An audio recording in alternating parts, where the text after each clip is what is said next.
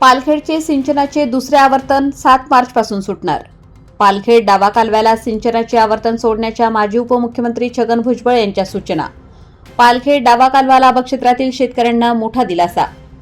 माजी उपमुख्यमंत्री छगन भुजबळ यांच्या सूचनेनुसार दिनांक 7 मार्चपासून पालखेड डावा कालव्याचे सिंचनाचे दुसरे आवर्तन सोडण्यात येणार असल्याने पालखेड डावा कालवा लाभ क्षेत्रातील शेतकऱ्यांना मोठा दिलासा मिळणार आहे. पालखेड डावा कालवा लाभ क्षेत्रातील सिंचनासाठी दुसरे आवर्तन दिनांक 15 मार्च 2025 पासून सोडण्याचा निर्णय कालवा सल्लागार समितीच्या बैठकीत घेण्यात आला होता.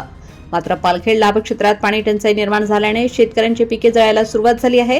त्यामुळे लवकर आवर्तन सोडण्यात यावे अशी मागणी शेतकऱ्यांनी केली होती. त्यानुसार माजी उपमुख्यमंत्री छगन भुजबळ यांनी सिंचनाचे दुसरे आवर्तन सोडण्याच्या सूचना केल्या आहेत.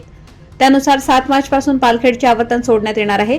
त्यामुळे पालखेड डावा कालवा लाभ क्षेत्रातील शेतकऱ्यांना मोठा दिलासा मिळणार आहे.